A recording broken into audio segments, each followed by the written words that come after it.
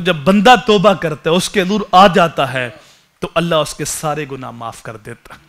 اور پھر کچھ مواقع اللہ نے ایسے رکھے جب اس کی خاص کرم نوازیاں اور خاص رحمتیں نازل ہوتی ہیں، اور ان لمحوں کے اندر جب بندہ توبہ کرتا ہے تو اللہ کی رحمتیں اس بندے کا استقبال کرتی ہیں۔ ان خاص لمحوں میں سے ایک رات شب برات کی رات، نصف شعبان کی رات، اور جمہور کے نزدیک نصف شعبان کی جو رات ہے یہی شب برات ہے۔ برات کہتے ہیں چھٹکارا پانے والی رات، شب برات نجات والی رات، چھٹکارا پانے والی رات۔ میرے حضور نے فرمایا اللہ تعالیٰ اس رات کو قبیلہ بنو کلب کی بکریوں کے بالوں کے برابر گناہگاروں کو جہنم سے آزادی کے پروانے عطا فرما دیتا ہے۔ قبیلہ بنو کلب یہ عرب کے اندر بہت بڑا قبیلہ تھا اور بہت زیادہ بکریاں پالتا تھا۔ کتنی بکریاں ہوں گی اور ان کے بال کتنے ہوں گے میں اور آپ سوچ بھی نہیں سکتے، لیکن اللہ کی خاص رحمتیں، خاص برکتیں، خاص کرم نوازیاں اس رات کو نازل ہوتی ہیں۔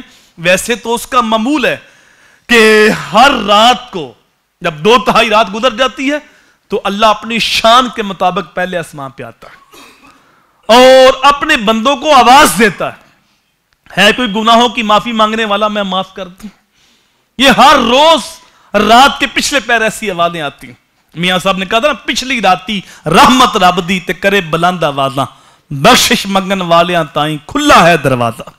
یہ ہر رات کی بات ہے، لیکن شب برات کی رات کو حدیث میں آتا ہے سورج غروب ہوتے ہی اللہ اپنی شان کے مطابق پہلے آسمان پہ آ جاتا اور 300 رحمت کے دروازے کھل جاتے اور اللہ تعالیٰ ساری رات آواز لگاتا رہتا ہے کوئی اپنے گناہوں کی معافی مانگنے والا، ہے کوئی رحمت مانگنے والا، ہے کوئی بخشش مانگنے والا، ہے کوئی رزق مانگنے والا، ہے کوئی مصیبت سے نجات چاہنے والا، ہے کوئی اولاد مانگنے والا؟ جو مانگتے ہو میرے بندوں مانگو میں تجھے عطا کرتا ہوں۔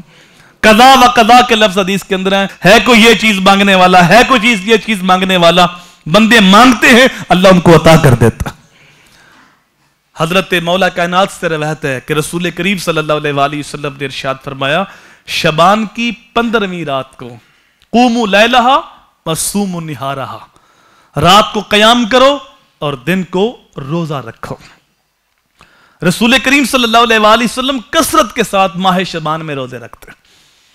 جب مومنوں کی ماں نے عرض کی یا رسول اللہ آپ اس مہینے میں زیادہ روزے رکھتے ہیں باقی مہینوں کی نسبت، تو میرے حضور نے فرمایا اس مہینے میں بندے کے اعمال اللہ کی بارگاہ میں پیش ہوتے ہیں، تو میں چاہتا ہوں جب میرے اعمال پیش ہوں تو میں نے اس وقت روزہ رکھا ہو۔ اللہ اکبر۔ تو رسول کریم صلی اللہ علیہ وآلہ وسلم اس رات کو عبادت کرتے اور رات جنت البقیع میں قبرستان بھی تشریف لے جاتے اور دن کو روزہ بھی رکھتے۔